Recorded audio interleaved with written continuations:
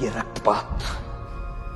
रक्तपात शांति और अहिंसा की नीति पर चलने वाले उन्हीं गांधी जी के कारण हुआ जिन्होंने अपने प्रत्येक भाषण और लेख में क्रांतिकारियों की निंदा की।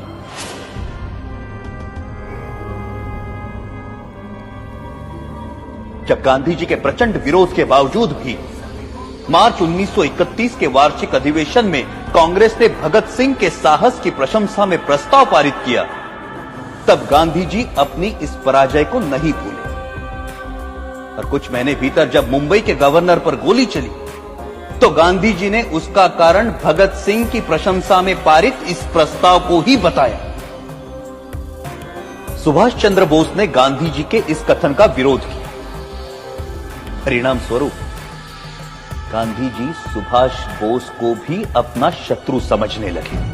Our struggle is no doubt a non-violent struggle, but even a non-violent struggle demands an army, an organization, and a machinery. और उनका कांग्रेस अध्यक्ष चुने जाने पर गांधी जी ने कहा कि सुभाष की जीत गांधी की हार है। जब तक उन्हें कांग्रेस अध्यक्ष की गद्दी से नहीं उतारा गया तब तक उनका क्रोध शांत नहीं हुआ। जो लोग कहते हैं कि मात्र गांधी जी के परिश्रम से हमें आजादी मिली, वो एक झूठा इतिहास लिखना चाहते हैं। जब तक देशभक्त क्रांतिकारियों के बलिदान को अंधेरे में रखा जाएगा तब तक हमारी आने वाली पीढ़ियां इतिहास के सवेरे से वंचित रहेंगी। Order order.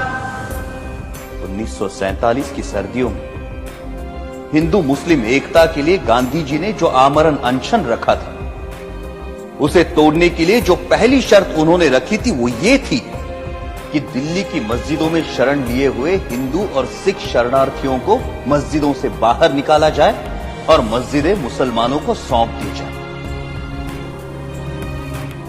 सरकार गांधी के अनशन के सामने घुटने टेकने पर मजबूर हुई और जिस दिन गांधी जी ने अनशन तोड़ा उस दिन वर्षा भी हो रही थी।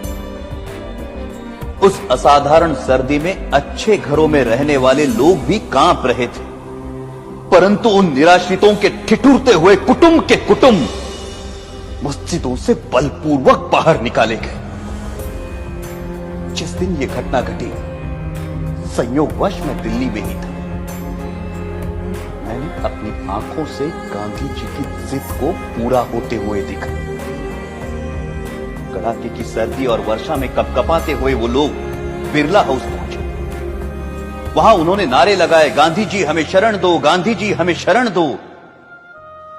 परंतु उस भव्य भवन में रह रहे गांधी जी तक उन निराश्रितों की पुकार नहीं पहुंची।